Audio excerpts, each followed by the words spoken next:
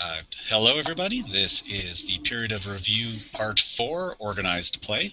I am Alan Gould, moderating today, and with me we have Matthias, Director of Organized Play. Hi, everyone. We have Thomas, our European Organized Play Coordinator.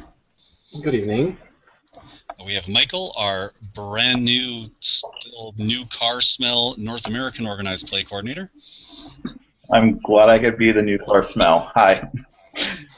And having some technical difficulties is Steve, our Australian Organized Play Coordinator. We're hoping it can sort out, but the Googles are not happy with them right now. So how is everyone doing this morning, or afternoon, or evening? Fine. Yeah, I'm fine, thanks. That's fantastic over here. Bright, sunny 4 a.m. in the morning. Nice. So the usual format for these is we will start with a statement from whoever the senior guy in the room is today. That would be Matthias. And then we will start going through the questions. We have a nice batch of those today. And hopefully we will be done in about an hour or so. So Matthias, would you care to kick us off? Sure thing, Alan.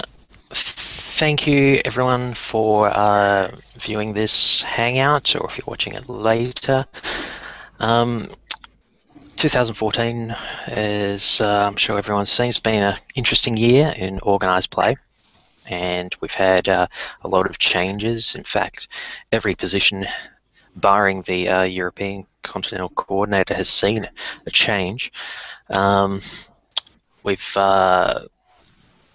been a bit of rework here and there that's made things a little more trickier to do than in previous years, but we've soldiered on and we've tried to keep things moving, to keep OP chugging along at the same rate as it has been previous years, with the intent to improve it and to get things happening regardless. Firstly, of course, I would like to formally welcome my part, anyhow, Michael, to the team. We went through quite a stringent process of choosing the North American Organised Play Coordinator. We felt it was a very important position that needed to be filled by the right person, and we had several people who Charlie and I considered to be the right people. We spoke to all of them, and after much deliberation, and that is, there's no exaggeration there, we did speak for quite a while on it, and it did take quite a bit of time to decide on who we were going to pick. But Michael showed the most promise in terms of his ability to take the position forward, both in the team and with the North American organised play setup we've got and we want to have going forward. Steve, of course, new addition, replacing myself as the organised play coordinator for Australia earlier in the year. He's done a fantastic job with his first Continental Championships, which he ran back in July. Very impressed with how his professionalism and his ability to take on the role. I guess with me there looking over his shoulder, but I didn't have to say much. He knew exactly what needed to be done, and he did a fantastic job of it. I guess that's the school teacher and then coming out. This year hasn't been perfect. I think there's no doubt about that, and it's something we're not shying away from, and we're not going to shy away from. There have been a lot of things that I guess we really wish went better, but if we didn't try it, I think things would not be as good as they are for us and for organised play going forward. I think we've got room for growth, room for improvement, and that's what I want to see in 2015 and beyond, and that's our goal at the moment. Implementation of Trek Masters, for instance, has been controversial, and some of it for good reason. but we feel that it's something that can improve, and it's a framework for us going forward to improve upon, to take the comments from people in the community and run with those and try and improve the program, as well as all the cool things that didn't even make it into the first implementation. As we see Trek Masters grow and evolve and indeed grow in stature in the community, we can then start adding all these cool little add-ons to it that will make it really awesome. Well, we got a good chunk of questions here. Oh, sorry. Didn't mean to cut you off. No, go ahead. All right. So we'll tackle, they kind of fell into a couple broad categories, so we'll just start with the basic organization with the question of exactly what are the duties of a continental organized play director, and is it different between the different continents besides just what continent they happen to be on? That's a good question. Very good question indeed. In the past, we've not really had defined duties that extend any further than running, say, the major tournaments and just being a sounding board for ideas. In 2014, we've attempted to increase the responsibility and the importance of the Continental Coordinator. Having been in that position for since the start of the continuing committee, I had a fair idea what contributions the Continental Coordinator could provide to the committee to not only take some of the continent-specific responsibility away from other members of the committee, but also contribute with that local knowledge. At a high level, I'd say at the moment the responsibilities have been extended to the handling of event applications, for instance, receiving and approving of regionals and nationals applications, interacting with tournament directors, tournament organisers in the community, assisting with the selection of Trek Masters locations also, and if needed, continentals and worlds in that continent, the assistance and basically the interface between organisers and the continuing committee. Generally, anything that's continent specific is a candidate going forward for responsibility by the Continental Coordinator. Obviously, we don't want to overload them with absolutely everything that's related to tournaments that's in their continent, but I think if we start with those elements of organised play that's continent specific, I think we can go forward from there and start to document the role and give the organised play coordinator the defined responsibility that they probably should have had a long time ago, so they know what they're doing and they know what's expected, and at the end of the year we can say, hey, look, you've achieved your goals and you've been able to do this or that. So basically setting up the ability for us to specify KPIs which we can say whether a coordinator has done the work or done the job, and that's largely based on what they're doing now and what other things we want them to do going forward, as I've just described. All right. Does anybody else want to add something? Well, I think also, besides everything that Matthias said, especially for me and Steve, we're also kind of the only or one of two representatives of our continents in the committee. So for me, one of the important tasks is to be the European voice, kind of, because we learned in the past, a lot of discussions that the tournament scene, the players are very different across the different continents. So I think it's very important that we can hear the ideas and the hopes and wishes from players from all continents. Well, that I think is part of my job, at least. I make it part of my job. Cool. The other question we have is, there's some folks curious what the interaction organized play has with design. Do you guys chat? Do they talk to you about things? Well, generally, simple answer is the organized play team does interact with design as it does with all other departments in the continuing committee. If there's an organized play issue that comes up as a result of something in design that's raised with us, we deal with it. Okay. So let's see.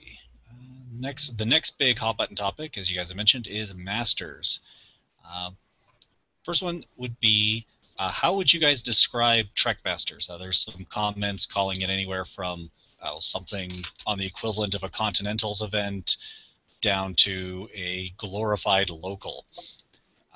So to you guys, like, where would you consider Trek Masters to be in the hierarchy of events?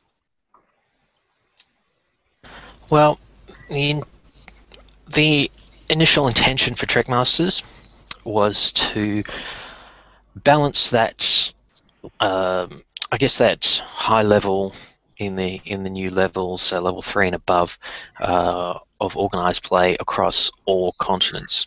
I think it's been well discussed that the I guess the Europeans have had a lot of high-level events because of the nationals they have available to them, and that gives them the opportunity to attend competitive high-level championships more than, say, in North America, where there's a limited set, and of course with the Worlds leaving the US and going on rotation, that reduces even further.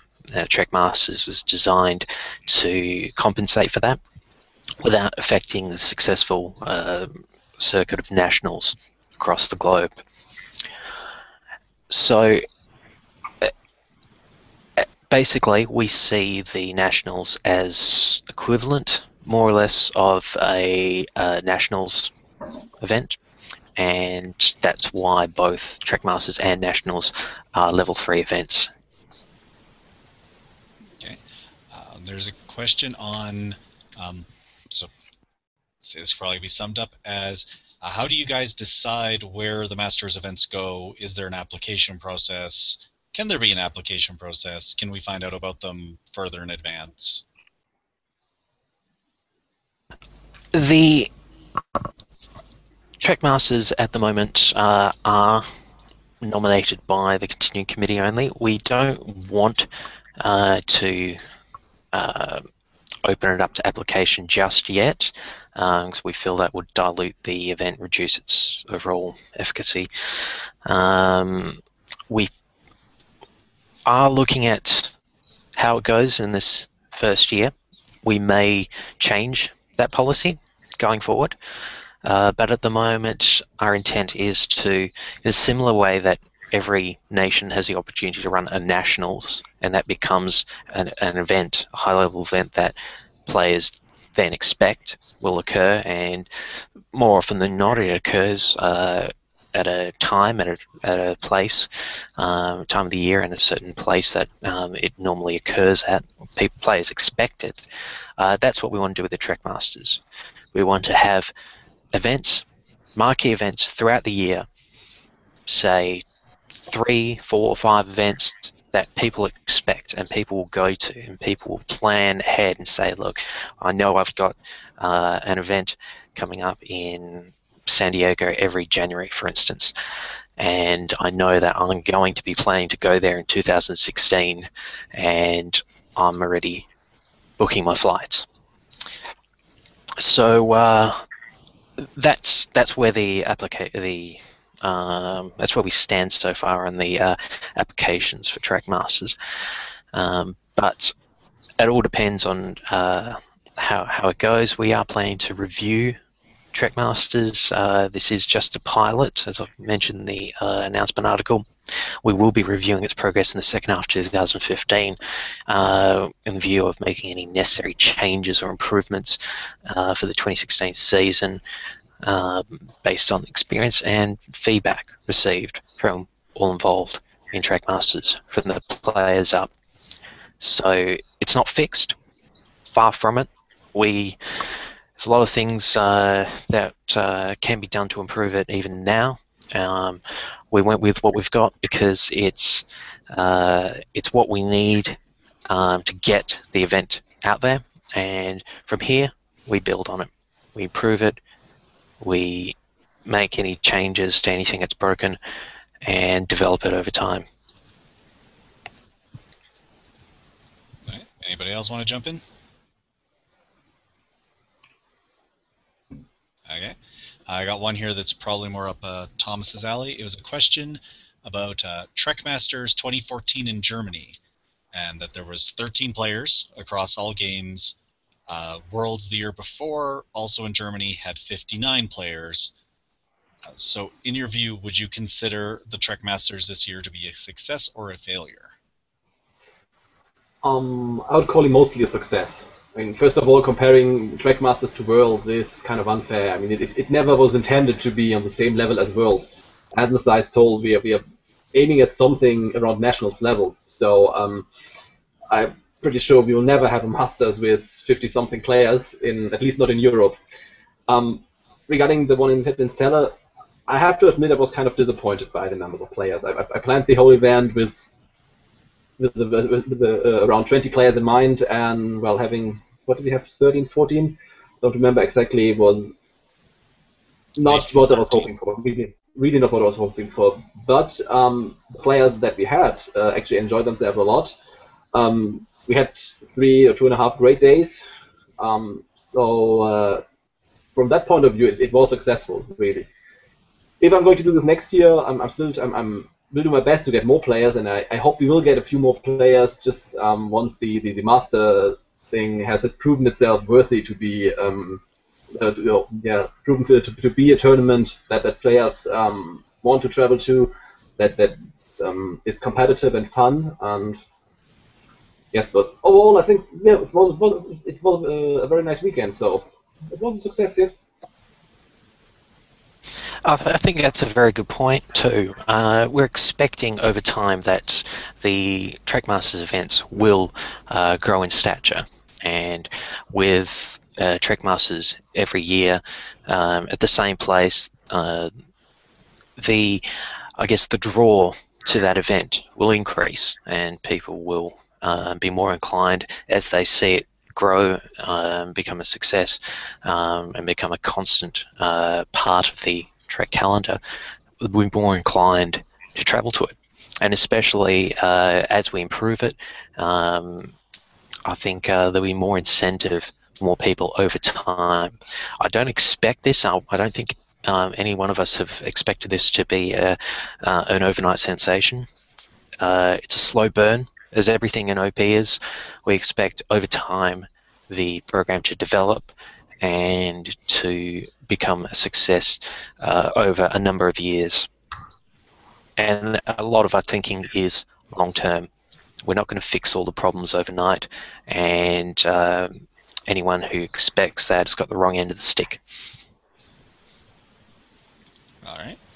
Moving on with some questions about our major events, our Worlds and Continentals.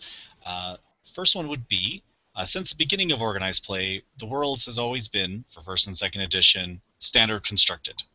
Has there been any consideration given to expanding it into a series encompassing multiple formats, or possibly just changing the format? If so, what were the results of these conversations? Look, in my opinion on this is that we have primary formats and rules. 2E, it's standard constructed. 1E, OTF constructed, triples constructed. These are the most common formats and rules for all 3 games, and historically considered the core formats in our Big Four, the Worlds and 3 Continentals. Not saying I'm averse to changing it. However, I would like to see other high-level events, namely, of course, Nationals and Trackmasters being the next highest, used as platforms to trial these formats and rules in a more competitive environment, to see see how they fare in the competitive environment and see what the reaction is from the majority players. I find that just having a few players who would prefer a different format or would prefer it to run differently doesn't necessarily mean that everyone wants the same thing. And keeping a standard means that throughout the year you know that you're building a set of decks or you're testing decks with the same primary formats and rules in mind, and not being surprised that, well, suddenly next year we're going to have Infinite Diversity World Championships. So, as I said, I'm not averse to the notion of changing it. I think that the continuous evolution of organised players are required to keep things flowing, keep things fresh and interesting. But I would like to see the changes trialled first, just to gauge how they fare, and the reaction from attendees, or whether they like it or not. So, Okay. Michael, Thomas, any comment? Michael's been quiet. Well, Michael just started and is caught up reading everything that's been posted, so it takes him a while. I have no problem with having ones out there, but I would like it to be consistent, where it's not like, oh, well, this continent decided, oh, we're just going to do an ID draft for the title. Whereas another continent says, nope, it's going to be straight up constructed. I like it for everything to be consistent, so then it's not just because you happen to be on this particular continent, you have to play this way. Or if you're on this continent, to play this way. I want it to be consistent, so then everyone sees, oh, you did well on this format because that's what's available for everyone. And I don't see a reason you might use fragment it, at least on a world level or even a continental level. But generally down the line for for regionals or even a Trek Masters, I wouldn't be against having the title per se to be something different, simply if that's what majority of the people in that area would like it to be. All right, Thomas, any comment? I agree with everything my colleagues have said. That works. The other question about formats was, currently day 1 is Swiss, day 2 is match play, and there's some comment that day 2 tends to bring decks that run the clock for time. Is there talk about switching to Swiss play with or without a final confrontation instead for day 2? Look, there are ongoing internal discussions regarding the use of different formats in finals. Honestly, it'd be unfair on the team to discuss where these discussions are at, but it is being discussed, and it has been noted as something that is there's a desire for change in that.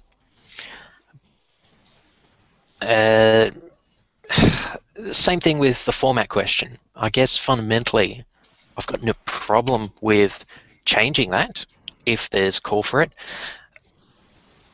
but I don't necessarily want to go in gung-ho with the change at the next Worlds. What I mean by that is I want to see it perform at another event. A bit like how we tried out the McIntyre bracket at the Australian Continentals, gosh, it was 6 years ago now, and in response to issues with scheduling of the stock standard single elimination best of 3 bracket, and that worked a treat, and now has been adopted at many Worlds and Continentals since. I want to see the same thing happen with a change to what we've been doing for the finals. I think Trek Masters is a good vehicle for that change again. I think it gives us an opportunity in a competitive high-level environment, Trek Masters and Nationals, to trial such a change. If we can just put it out there, so again, see what the reaction is, see how it works, if there's any logistical issues, and then we can assess whether or not we want to make the change for the Worlds. I know it's a conservative, careful approach, but I don't think playing with big events and tried and tested, I guess, structures, would be the best way of putting it, is a very smart, responsible idea. I would like to make sure that if we're going to make a change to something that does technically work, with something that's something else, I want to make sure that that does work as well. If it's broken, obviously we'll change it, but it's not broken. It's something we just want to change from personal preference. People want a different format, apparently, and I've got no problem with that, but I don't want to just throw it in there and say, hey, look, we're going to do something different this year just because some people have said that they want it versus something else. I'll make the change, but I want to see how it works first and to make sure there are no problems. So we're not changing something that works for something that possibly could stuff up a Worlds. Nobody wants that, especially if you're spending a lot of money traveling to a Worlds. All right. Related to that is there was some comments in the thread about one of the reasons for match play being that if a player drops out, that affects strength of schedule for everyone that they've played in the tournament. Has Organized Play considered using win percentage rather than strength of schedule, which is what several other CCGs use for their tournaments? Alan, that's a fantastic question. I'm glad you raised that.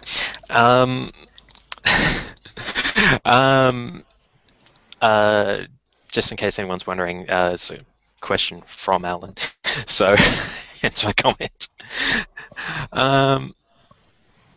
There have been, shall we say, intense discussions over the years regarding both internally and externally, but I'm sure it doesn't surprise anyone when I say internally there have been a lot of different views on this, just as people do see in the public forums regarding tiebreakers.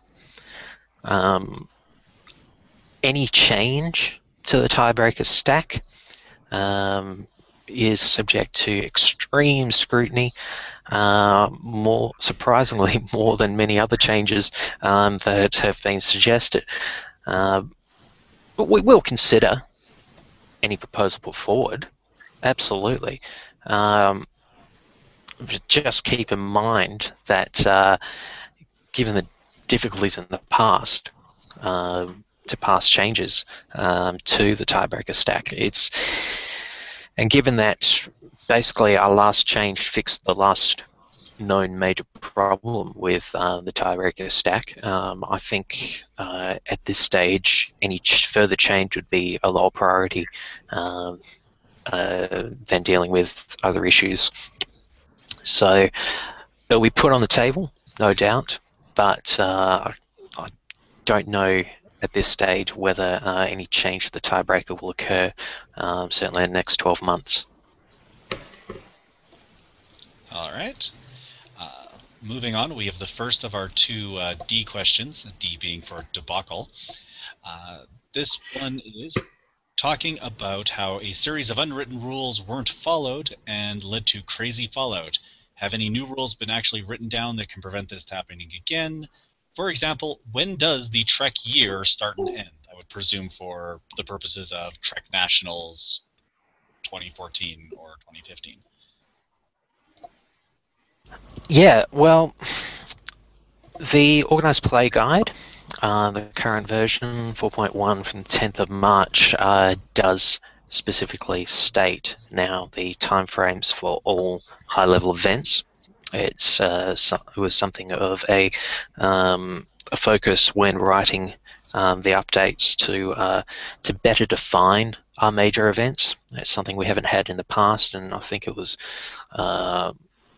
needed. Certainly at that basic level that's currently in the guide under section 11. We do have the general season time frame for each event, as well as other information, K values, event allocation information, and buys and head starts awarded. That information for nationals in particular is listed there, and the season time frame is now annual to the calendar year, so 1st January to 31st December inclusive.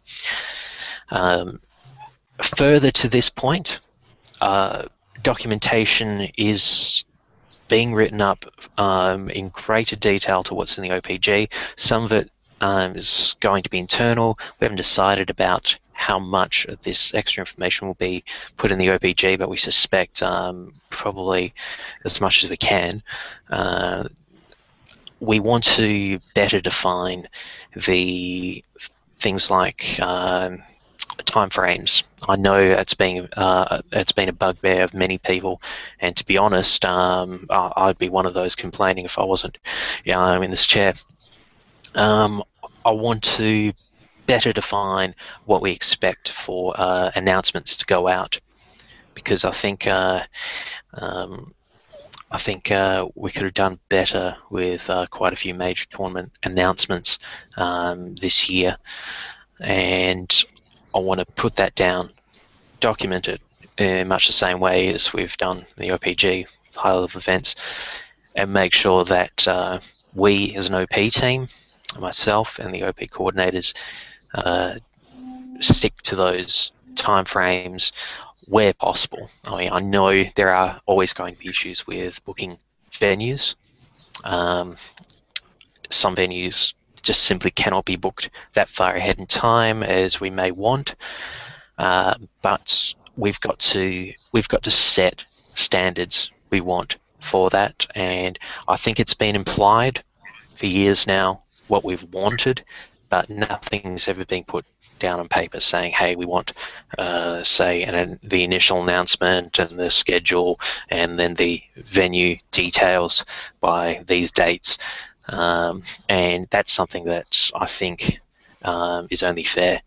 And I think Michael, as someone who's travelled to a lot of events, can attest to the need for stronger guidelines on this particular issue. Yes. As Amber's now yelling at me inside, it makes it a lot more difficult to get more people to attend places if you don't know when it is. I mean, it's nice to have, it's in May or it's in October, but if you make a plane ticket purchase if you're going to do that, and let's face it, most of the larger ones, at least in North America, you're going to need to fly to. I'm not going to be able to go to Maryland if I'm going to go by car, especially considering I don't drive. But the whole thing is still valid. You need to know these things ahead of time. It's one of the things that, me personally, I want to see in North America without question. My ideal goal is before the end of the year to know exactly where everything is for 2015 in North America, if not farther ahead if I can. Well, that segues nicely into a question about major tournaments in the U.S. The generic one here is, in the last 2 years, there has been little to no transparency in the decision-making progress for locations of major tournaments. And what is being done to change this? So probably the root question would be is, how do you guys decide where the major tournaments are going to be? Well, as just mentioned, the OPG does define the event allocation for each event, and it does say whether the event will be put out for bidding or will be by allocation. And I guess it's a bit of a grey area, and this is where I want to lock down on two. We've had some events that have naturally lent themselves to certain venues. I think everyone can agree Gen Con has always seen the highest level event in the US annually. In Australia, we've got a very good relationship with Good Games, the Good Games franchise, and particular stores have always played host to Australian championships, whether continentals or nationals. So those have always been picked. So it wouldn't necessarily apply to every championships, and that's something that I think we need to define better. Definitely an area that we haven't really touched upon, because we've felt that there are always going to be some areas that that were going to naturally lend themselves to an event, so it was never taken any further than that. However, if we can get something defined and start doing things a different way, so and have that put out there, so people know that, well, we're not going to see a bidding process for this event because that's definitely going here, or we're not going to see these series of events put out for bidding, or the other way. Likewise, these events will always be allocated or put out for bidding. So, yeah, definitely a lot of room for improvement in that, and I think it comes down to actually defining what the hell we're doing. Again, work in progress, and I guess we do have a section in the OPG for information on these high-level events, and I suspect either in the next iteration coming out later this year, or version 5 of the OPG prior to the regionals next year, will have better detail on just what process we're going to follow for these events, any exceptions that may apply. So it's out there, it's public knowledge, and there can be no question as to how we're managing the allocation of major events. All right. Here, we'll throw this one at Michael again and put him on the spot. The follow-up to this is we had a couple questions asking, with the World Championships assigned to Gen Con in 2014, is it safe to say that Gen Con is the de facto home of the Worlds, which you've kind of said, and then there's a related question that basically, is Gen Con going to be either Continentals or Worlds, depending on what year it is? I can't foresee, at least currently, a reason why it's not going to be the site of Continentals in North America if Worlds isn't here. I can't. We've spent too many years building up a relationship with Gen Con to say, oh well, we're not going to have as many people here. I'm granted, people will come to Gen Con regardless, but that being said, we have a good thing with Gen Con, and I can't foresee a reason why I'm ever going to say no, but I get wrong a lot. I get proven that a lot. So, but yeah, I really can't see why we won't have it in Gen Con. And not until someone presents me with a much better alternative. All right. And for Thomas, the question was, should I be booking a flight to Germany or maybe Austria for Worlds 2016? I hope you have to, yes.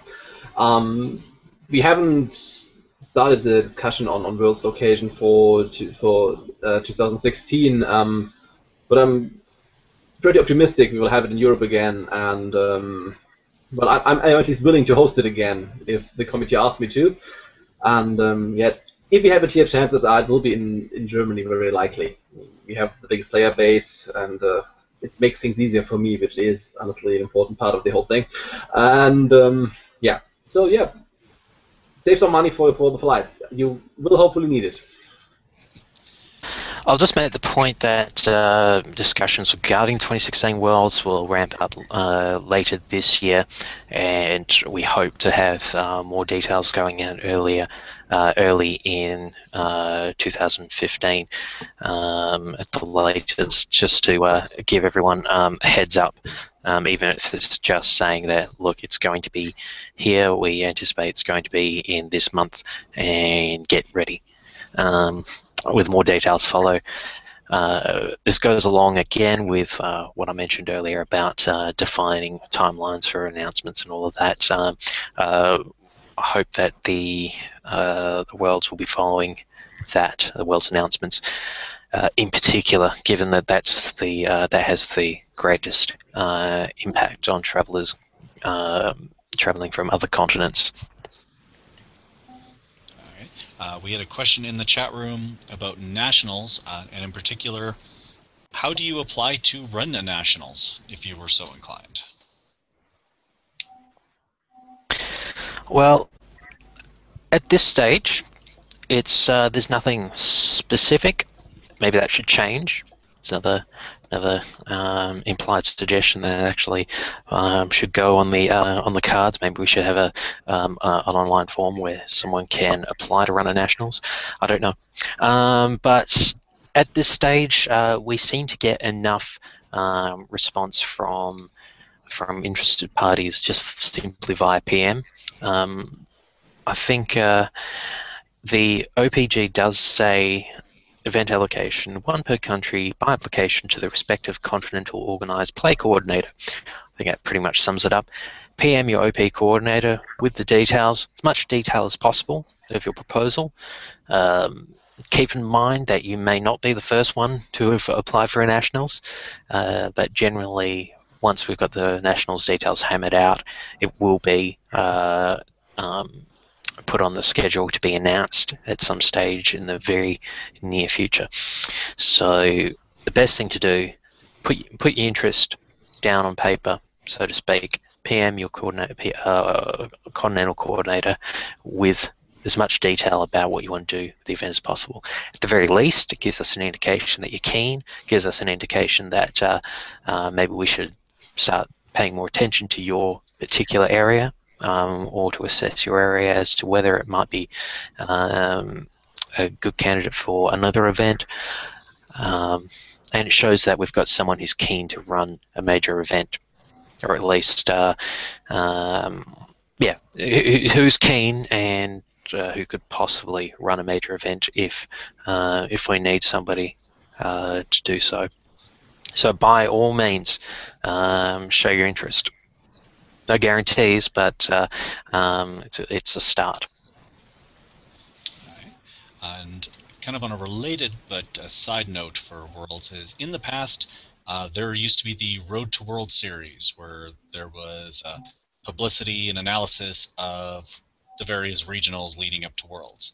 And there's questions on, does Organized Play have plans for kind of resurrecting that in some official form?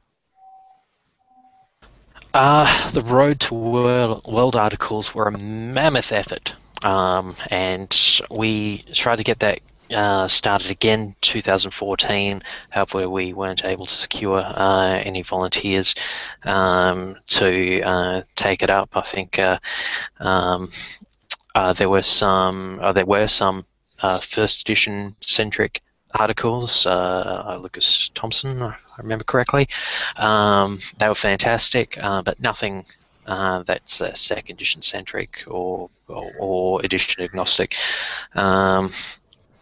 I would strongly recommend, if anyone is interested in taking the flag, to contact our writing team manager, the Mad Vulcan. PM him and let him know that you are keen on doing something. Doesn't have to be exactly the same as the fantastic articles that we've seen in the past, but as long as it follows the same theme of summarizing regionals, you can do it as a team. I'm not expecting any one person to do it alone. I think that would be just way too much for most people. But if you wanted to share the responsibility or be part of a group in the writing team,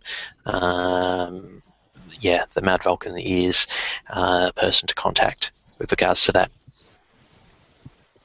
Okay. And a question from the chat. It was just asking, how long does Worlds planning take? So I guess as an average, how much time does it take for you guys to put on a Worlds?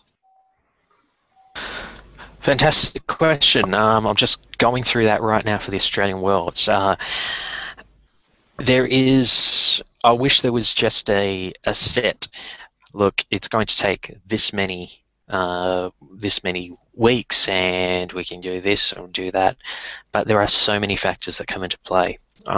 It took me, the process of finding and securing a venue took, and you know, I'm not doing this full time, this is a volunteer job, I've got work and I've got other commitments outside of this, but finding a place in Sydney for the Worlds took just over 2 months, and that's in the process of searching.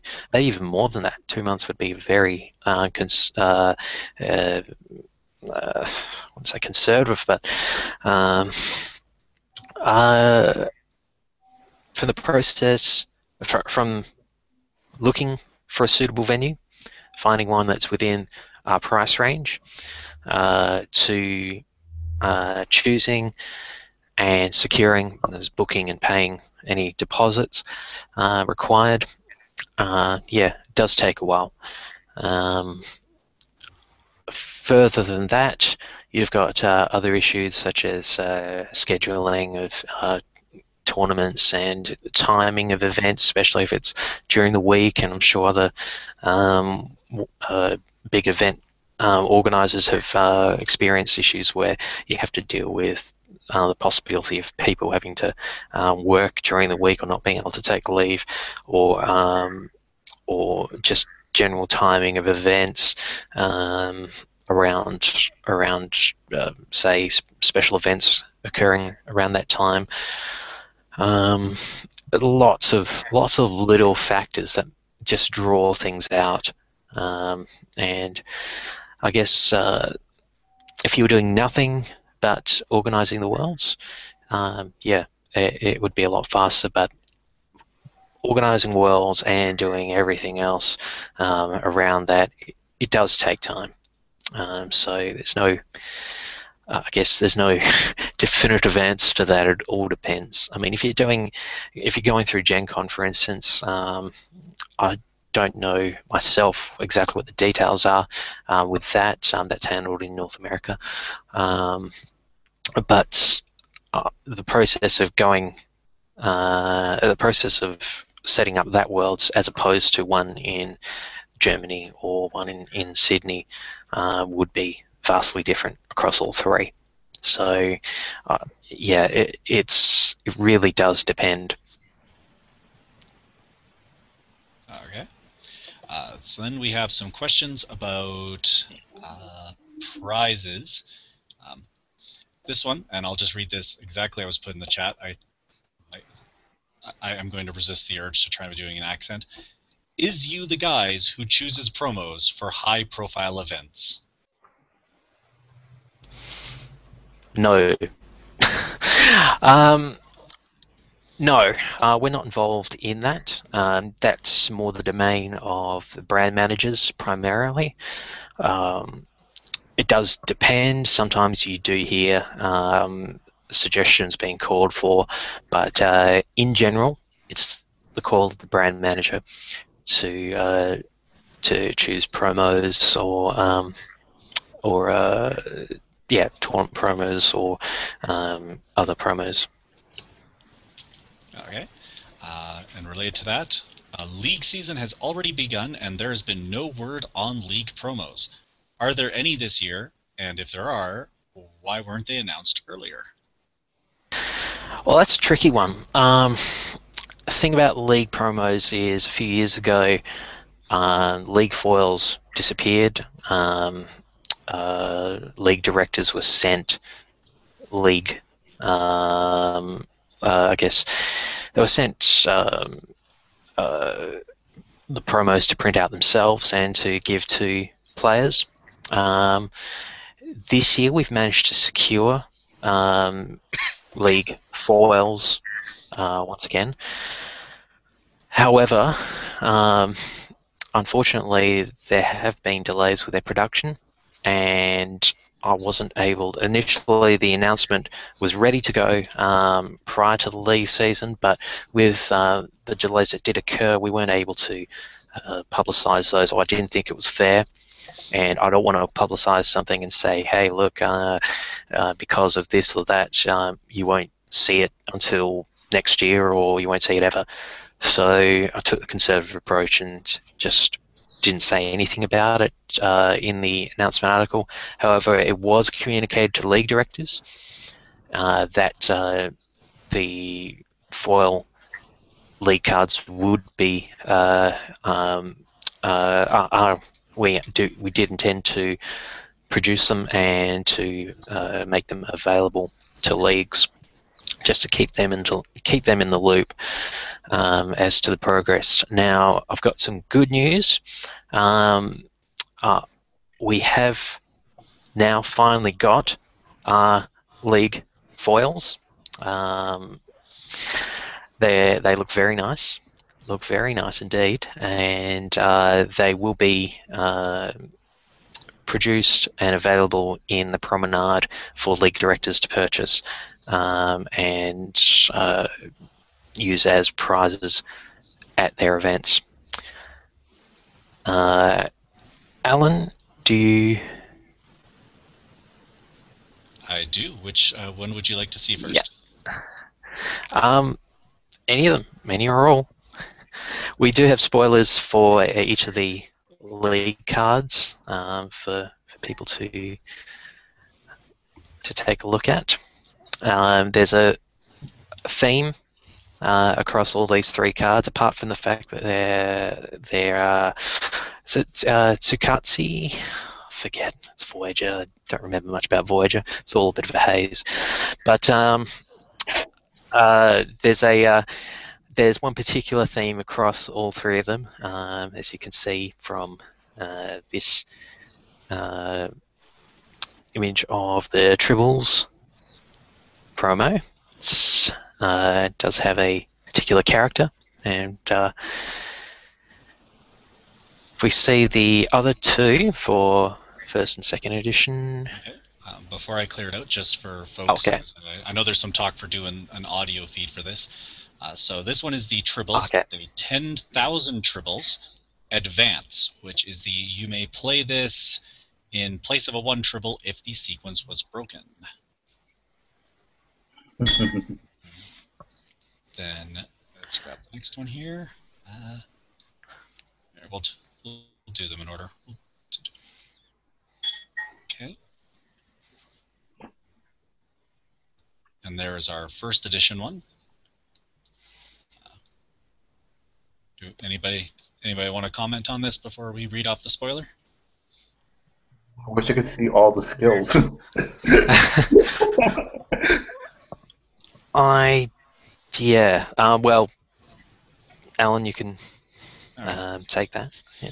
Okay, so this one, it's the 1E. It's a non-aligned 7 of 9 with the Voyager property logo. And just working around the logo here, she has only the defense, that's the red subcommand icon.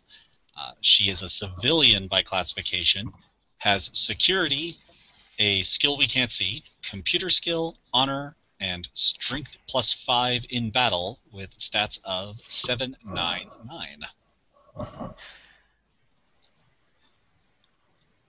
Okay, and then there's probably a trick to get this to do it, to just have it cycle through these, but I don't know. So send me comments. And here we go, and this should be the 2E version. Okay, I do have the text for these. So in particular, in this case, gameplay is obfuscated. So yeah. 7 of 9 is 2 cost non-aligned. Notorious Scapegoat. Borg, staffing icon, skills, astrometrics, biology, engineer, security. Ability is, at the start of your turn, you may place a non-line card from hand on the bottom of your deck. Stats 5, 6, 7. This is 0, VP 165. The skill for the first edition 7.9 that wasn't visible is exobiology. So the first edition 7.9 security, exobiology, computer skill, honor, strength +5 in battle. And the collector's info is 134 VP.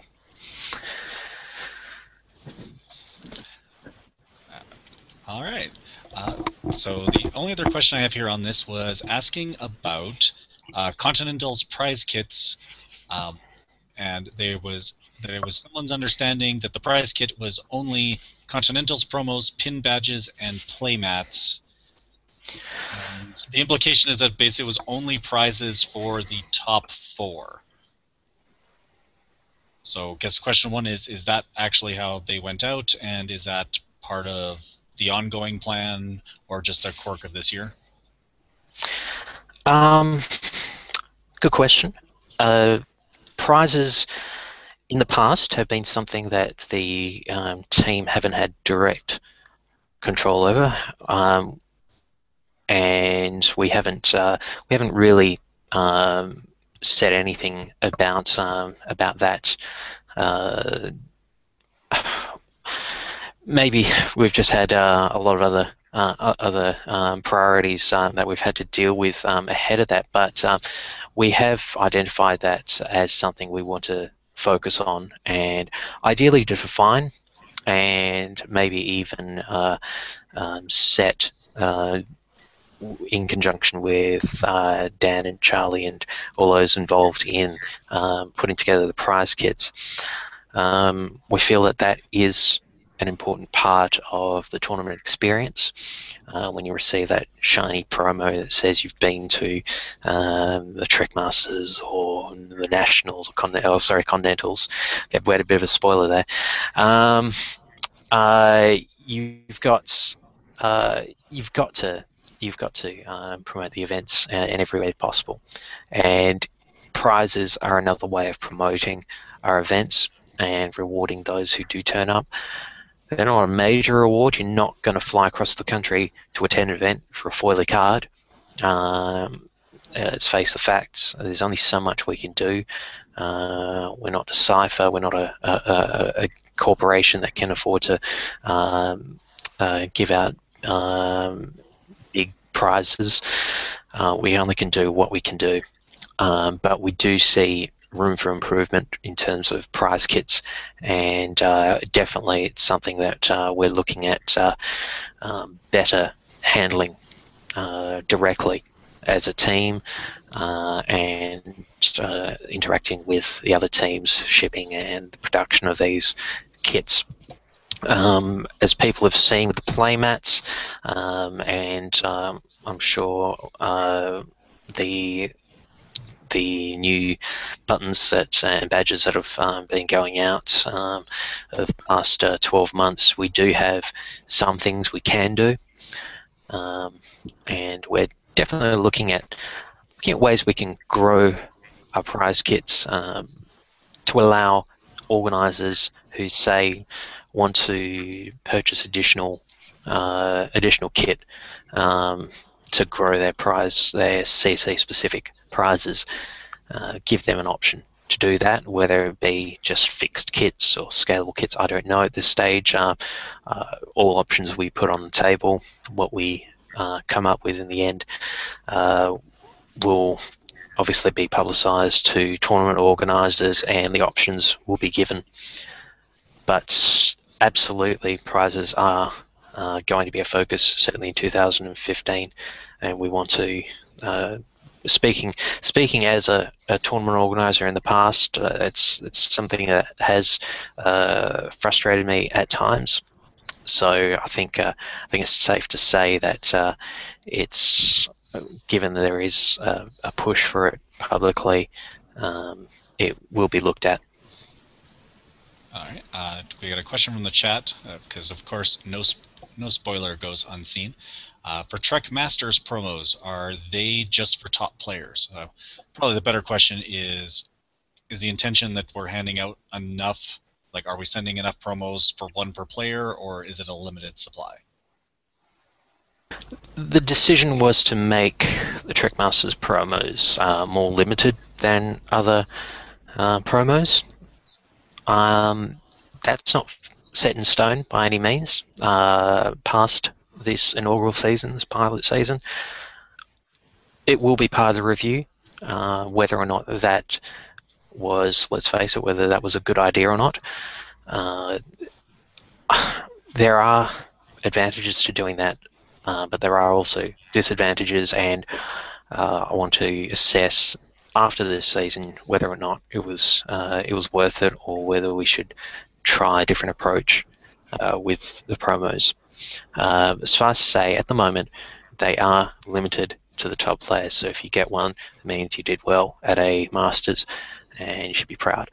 But certainly, it's absolutely not set in stone, and it will be one of the items. It already is one of the items that will be reviewed at the end of this in the second half of 2015 to look at either maintaining or improving or changing past this pilot season. Okay. On the other side, are forum badges going to become, I would think, a more accepted form of prize support? They're pointing to the TK Invitational that I took a quick look. Looks like it was an online tournament that has its own specific badge for them. I've had a look at that as well. That is not something that is official. It's not a, put it this way, it's not a sanctioned organised play badge. It's not even a continuing committee badge or forum rank image. It's if you actually look at the badge itself, it's actually, I shouldn't say badge. It's being used as part of the profile image. So we've got no control over that. People can put whatever they want in their profile image, and obviously that's something being done by a player who's awarding the badge for the event as a it's a badge of honour, but it's not an official sanctioned organised play or continuing committee badge. Okay, interesting. We got a couple of questions here about tournament structure, and we've covered a lot about match play, and I think we kind of touched on rating systems. But we have our other debacle question, referring to the Species 8472 deck, which, if I'm just going to say it and you guys correct me if I got it wrong, 2E's not my strong suit, but it was an issue on how it scores if you win using the alternate win condition. And they're asking what measures are being taken to ensure something like that never happens again. And I presume they mean weirdness on the tournament scoring, not alternate win conditions. Yeah, I think debacle's putting it a bit too harshly, to be honest. It was merely a section in the OPG on differential that needed a bit more clarification. These sorts of updates do happen. Some you see immediately, most of them you don't, and you end up just seeing a section marked as new in the next OPG update. We saw fit to make an interim ruling because it does directly affect results that rely on, I guess, applying the effect of that sort of a win on a differential. But yeah, look, it was just a clarification on a section there, specifically to deal with that. I don't think it was a major issue, but we saw it fit to announce, because it was quite a significant update to that entry as well. As people see, it was a block of text that was replaced by what was in the announcement article. And there were a few clarifications. There was one change, minor change to the calculation differential, where you get the win but are on equal points. That was we saw an opportunity to change that to something that seemed more logical. Otherwise, you had people who would be on equal points scoring a win, but get 0 differential, whereas someone on lesser points scoring a win would get more differential than the person who technically scored equal points. So that was the only change from memory that we actually applied there, and we updated the rest of the article, included examples to make it more clear and understandable. But yeah, these things do happen, and we wish that the OPG was perfect. It isn't, but we try and make it apply to all gameplay as best as possible. Any comment from Michael and Thomas? They're sitting there all quiet, hoping to get away without answering questions. All right. This one, I'll be honest, I don't quite get the context, so I'll ask it as it was written, and hopefully one of you gents knows. Is there anything that can be done about my opponent rewinding to before the end of my turn, or is that part of the nature of the beast? Yeah, it's a fickle beast. No takebacks. I think that's been established. Simple answer to that question. You don't rewind gameplay. You can't rewind gameplay in a lot of circumstances. So, as a rule, no. All right. Then we just have some general rules that didn't quite. Oh. Okay, sorry, I got a related one here. They were asking, so for 8472 and such, they're wondering, is there any talk at getting designed to give organized play a heads up in future if something's going to change? So I would presume the guide can change in advance. Yeah, well, I think those who looked into it would have seen that it was only a very subtle change, clarification, as to how it interacted with gameplay. I can't remember the term that was used, but I believe it was gameplay related versus non-gameplay. Gameplay-based effects is the term I used. It was very subtle. It wasn't something that said, hey, we're going to change the way that this works, and that's going to affect how tournaments work, and you're going to have to rewrite the OPG. If it were, then yeah, absolutely, the OP team would have been notified, I would have been notified, and we would have worked on that. However, it was just a subtle change to the way that actually worked. What was there initially was correct. But it didn't. The wording didn't exactly account for Species 8472 and similar, and that was where the clarification and the rewrite was necessary. But if it was, yeah, absolutely. If it was a major change, there would be interaction. There regularly is interaction between rules, OP, predominantly. I think you'll find that most of the stuff that comes out of design does go through rules first, and then rules raise it with us. So yeah, there is communication, and that's gotten a lot better.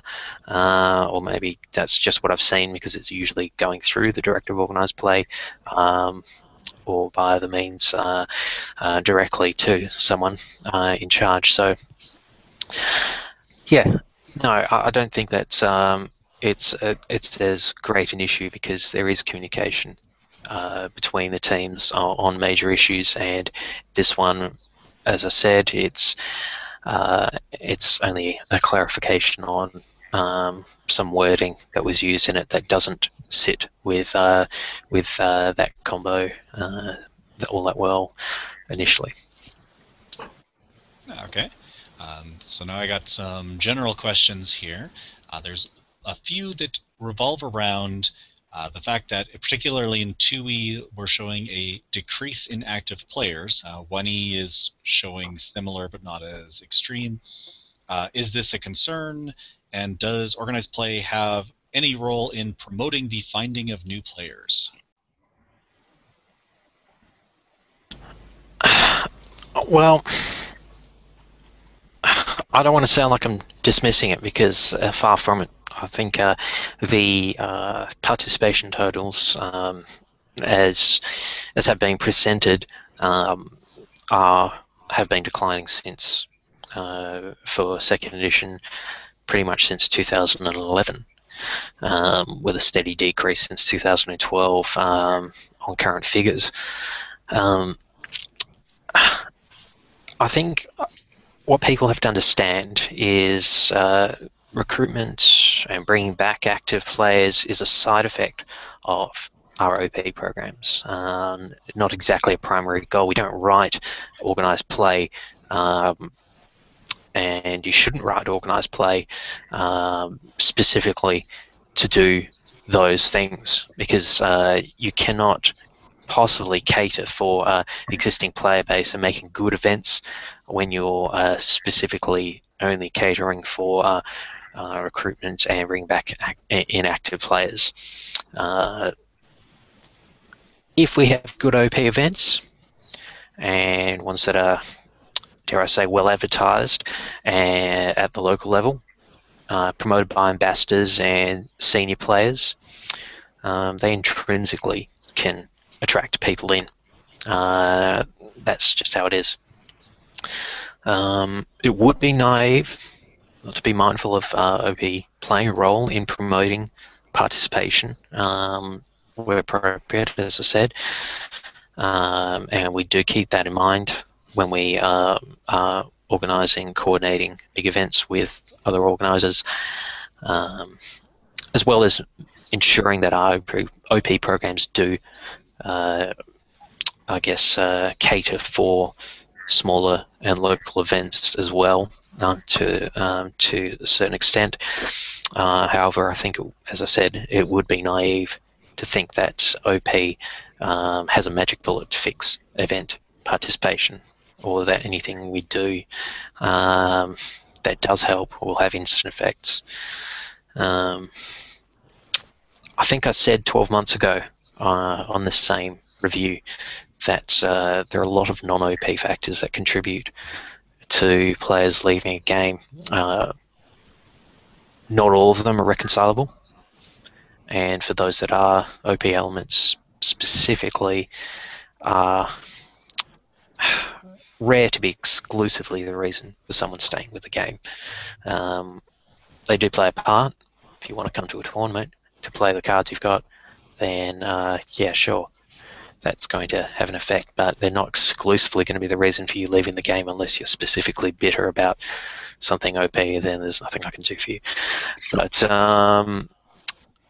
yeah, I think OP is always, with the things we can do, also consider that OP is a slow burner, and improvements we make will be, well, they'll show results over time. And I think we are setting up programs and procedures internally as well that will cater for maintaining organised play well into the future, and to the best of our ability. Not saying that it will fix everything, not saying that it will keep players in the fold who have grown out of playing cards, or who've got who've got families to care for, or greater work commitments. These things happen, and that's life.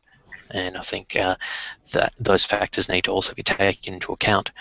But if we can do what we can to make quality OP over time available to the player base, I think we put ourselves in the box seat to keep a good, I guess, a good environment to play the cards we get. Okay. Let's see.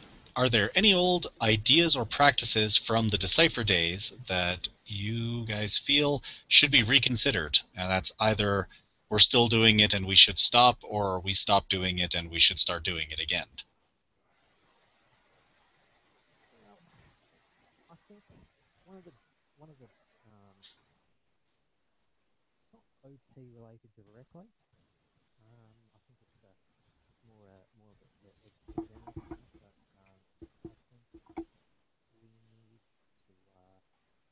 think we need to recruit. We're losing players for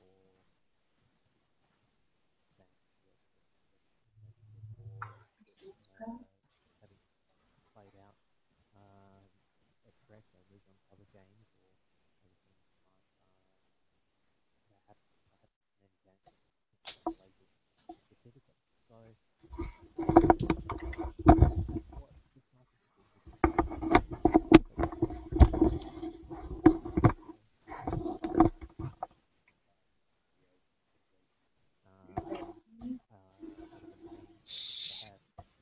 the point is that ambassadors can help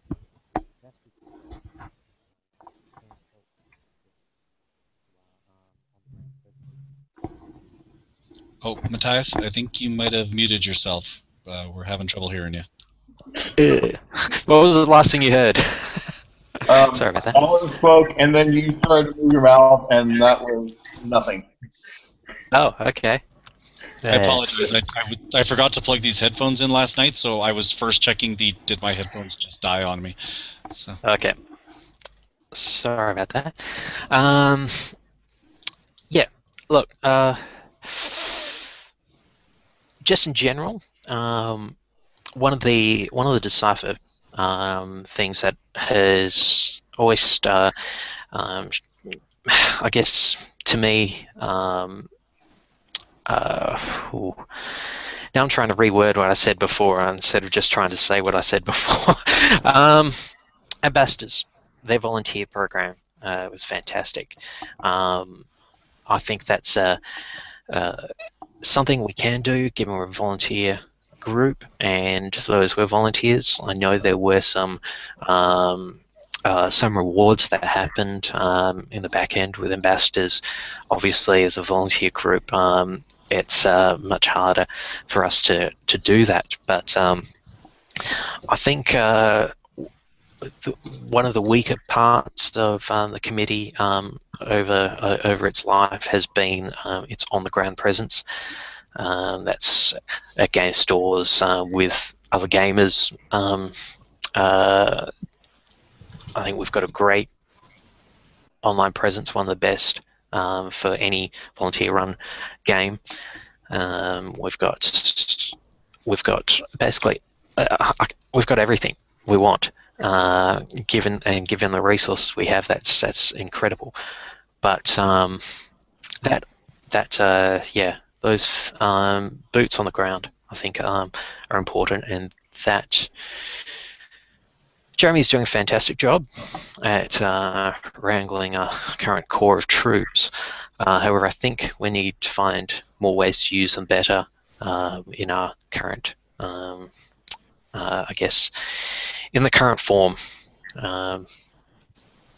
That's one strength that we could, in the way Decipher did things, that we could call upon and use to recruit players, to keep players keen.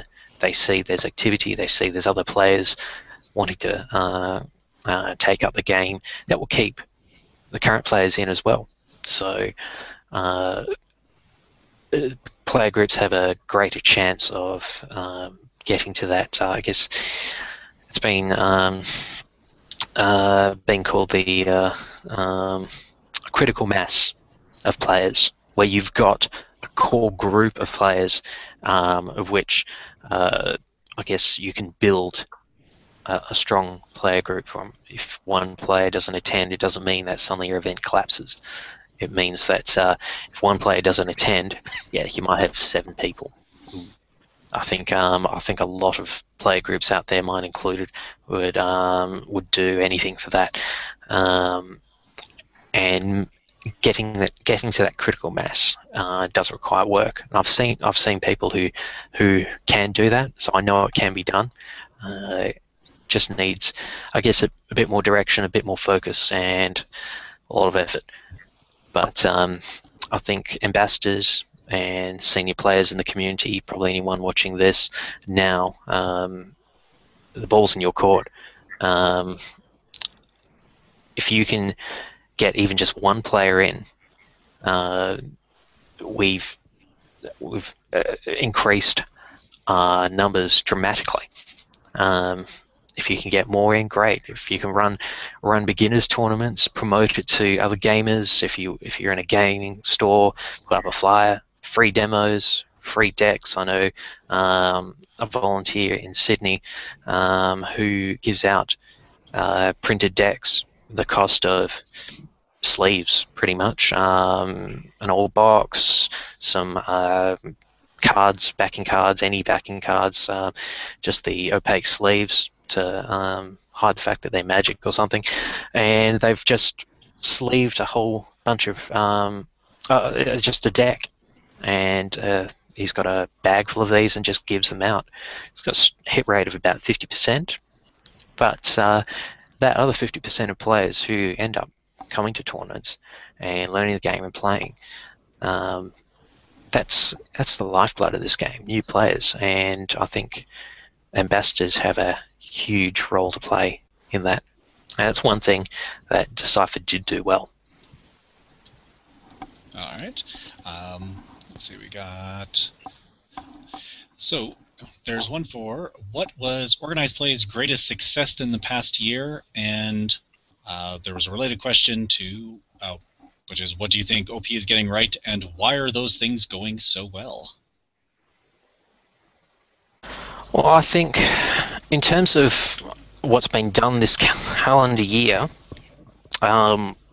certainly the implementation of the new printability rules, I think, has had the greatest effect on Trek. Certainly the last 5 years, in fact. I think the ability to literally build a deck in Deck Builder all online, print it off, cut and sleeve, and go to a tournament, regardless of whether you own the physical Decipher cards or whatnot, is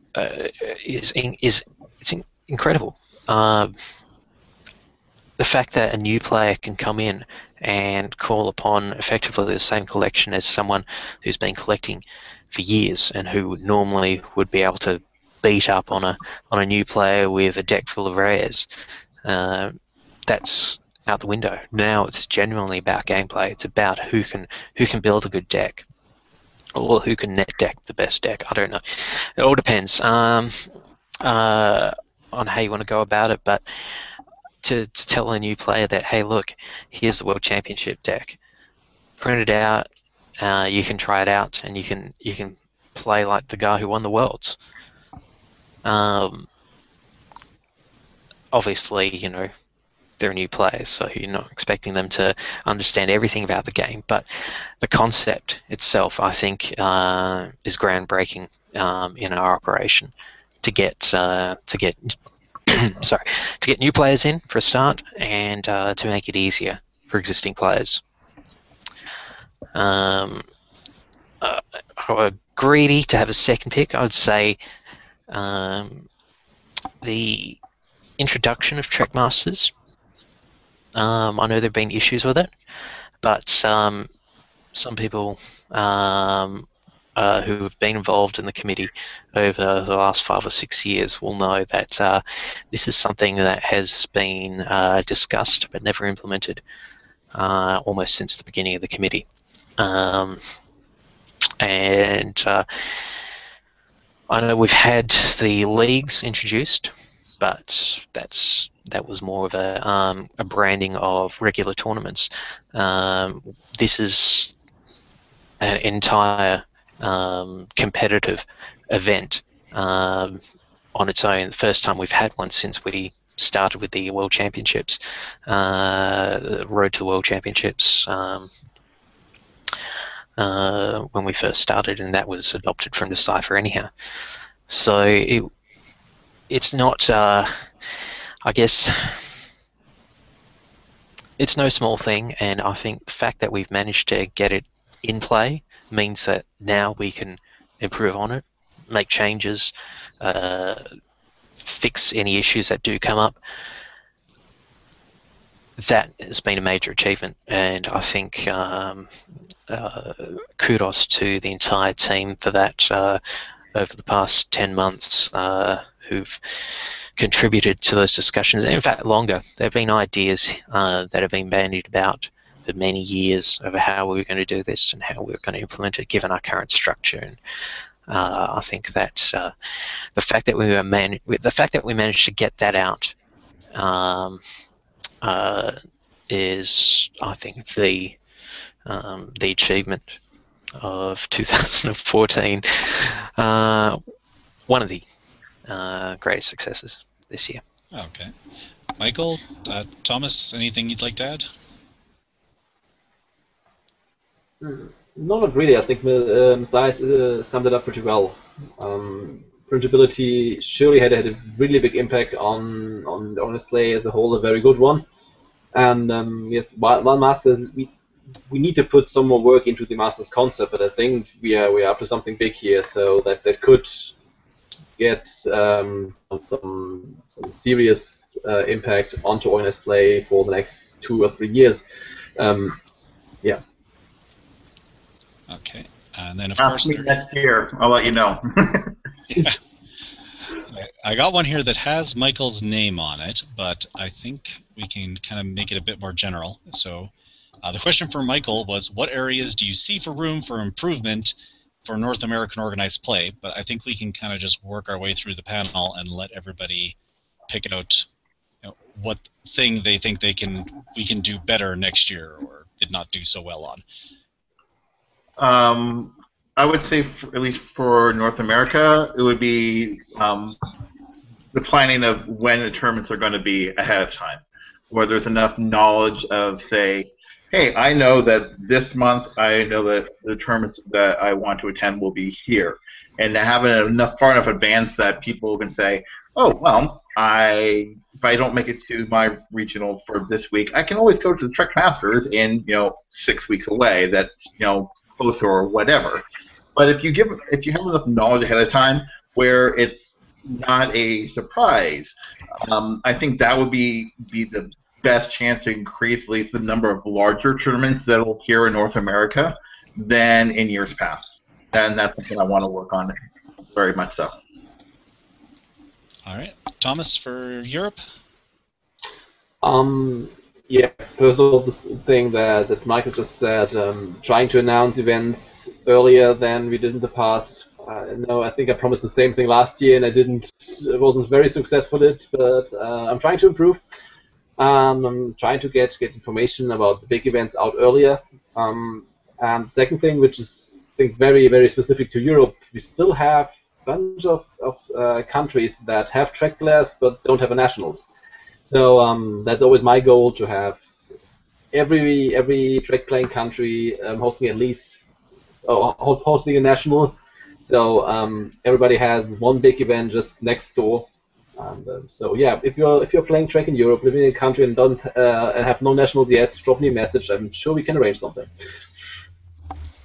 All right. And Matthias, if you can cover for Australia.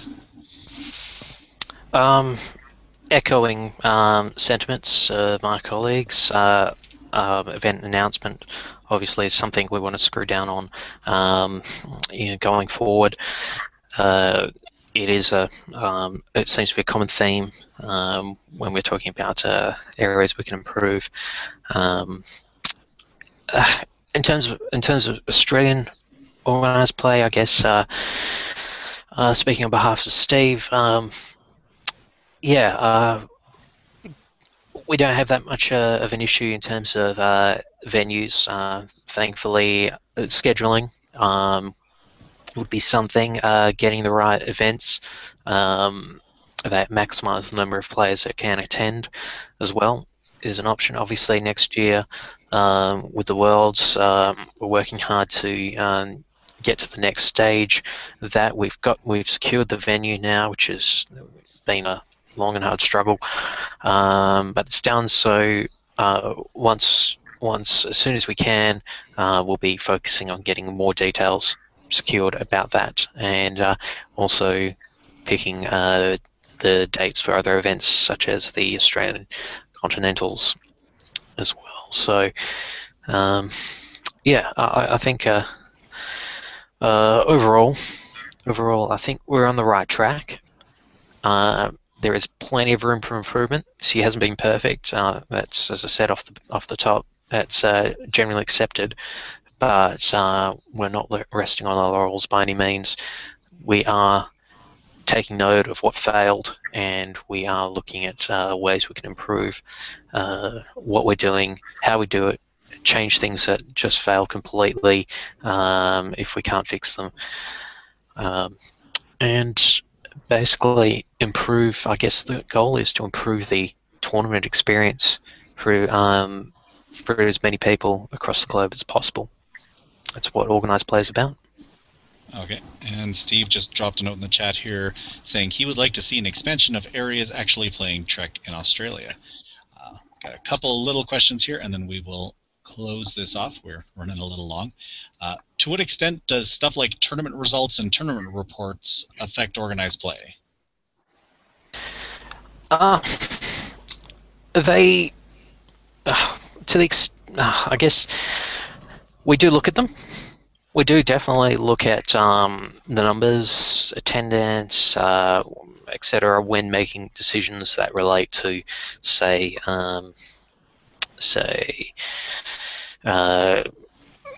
player numbers in a certain area, decisions on formats, specific things, stats that relate to OP decisions. So they are useful in that regard. I think any further analysis from there in terms of decks and gameplay falls out of the realm of OP and into the realm of rules and design, and indeed even brand managers to a certain extent. But in terms of OP related statistics, definitely they do get referred to. Okay.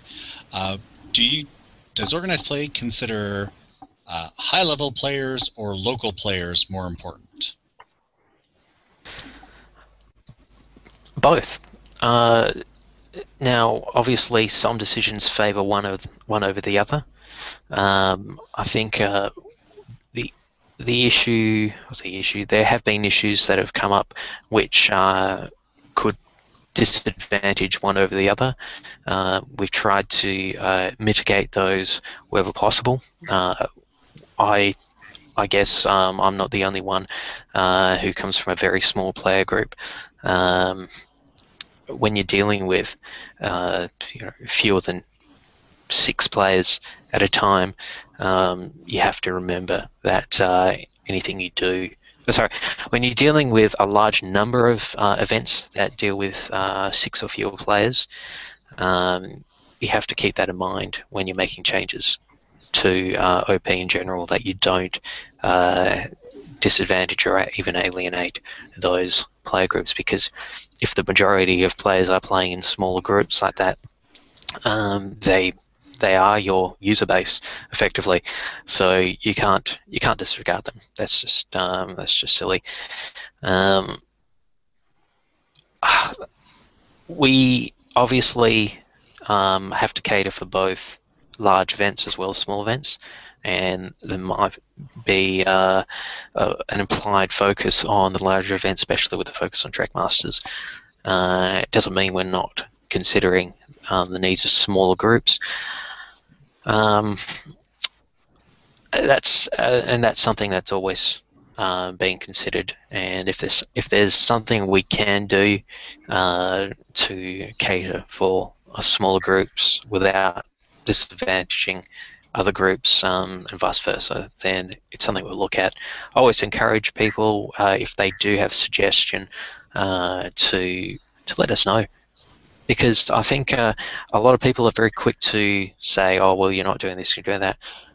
Tell us what you think we should do. We're covering a lot of ground that is not always seen publicly because their discussions that happen internally, but it doesn't mean we cover everything. So if you've got an idea, I've had, as soon as I was appointed into this position, I received PMs from a lot of people with ideas, and many of those ideas were suggested to the group, and they're there in case we find a way to either make them work or they become appropriate for implementation. But if you do have an idea, a suggestion to make things work, send a PM to, if it's related to your home continent, send it to your continental coordinator. If it's just OP in general, please PM me. Don't just throw it onto the forums and expect someone to pick it up, because that's not always going to happen. By all means, discuss it, but if you've got something specific, then by all means, let us know. We've seen that happen before, where we're just PM'd something and that eventually results in something being changed or improved for the greater good. And if you really want to affect a change to something or make a difference, be proactive and positive about it. Send us a communication. Tell us. Communicate with us.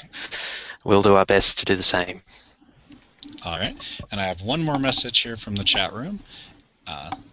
It's, did Matthias miss the message about facial hair being worn for today's panel? What? Let me just have a look. Oh man, yeah, that's a good point. Lucky Steve isn't here. Even you guys to shame. He's sporting a mean beard, but yeah, no. Clean shaving, clean cut. You know, it's me. I just say shaving.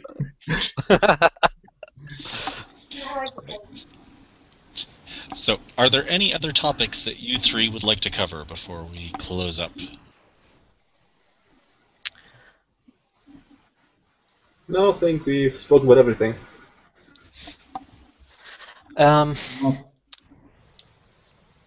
Yeah, well, as I said in the opening,